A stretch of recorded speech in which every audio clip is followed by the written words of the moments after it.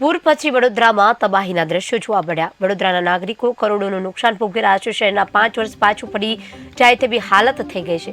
કડક બજારના ભયાનક દ્રશ્યો સામે આવ્યા છે। કડક બજારમાં 1970માં આવ્યું હતું આટલું પાણી। દુકાનોમાં તમામ સામાન પલળી જતા નુકસાન થયું છે। તમામ દુકાનોનો સામાન નષ્ટ થઈ ગયો છે। વેપારીઓ દ્વારા સરકાર ઉપર પ્રહારો કરવામાં આવી રહ્યા છે। लाखों रुपया नुकसान थयो छे। इलेक्ट्रिक आइटम है तो बधा में पानी लागी गयो। लाखों रुपया नुकसान है।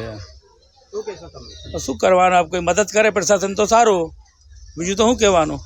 अगर कोई प्रशासन मदद कर दे तो सारूं। बधानुं नुकसान थयुं छे। कड़क बजार में कोई दुकान एवी नथी जेमां नुकसान नहीं थयुं।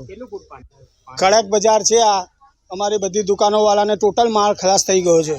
कोई दुकानवाळाने कशुं ज बच्युं नथी अने कोई जातनी जाणकारी आप्या वगर पाणी छोड़ी देवामां आव्युं छे।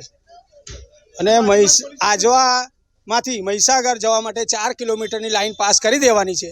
પાસ થઈ ગઈ છે, પૈસા અપાઈ ગયા છે અને એ લાઈન નખાતી નથી। વિશ્વામિત્રીમાં પાણી આવે જ ના, આજવાનું પાણી મહીસાગરમાં જાય પછી વિશ્વામિત્રીમાં આવે ને, વિશ્વામિત્રીમાંથી આવે ને અને વડોદરાની પબ્લિક હેરાન થાય ના। 25 લાખ લોકો હેરાન થઈ ગયા છે। 25 લાખ લોકો। બજાર સયાજીગઢ વિસ્તાર છે, એમાં કોઈ સૂચના આપવામાં આવી નહીં ને પાણી તાત્કાલિક છોડવામાં આવ્યું છે। બધીની દુકાનો છે ને છલોછલ ડૂબાઈ ગઈ છે।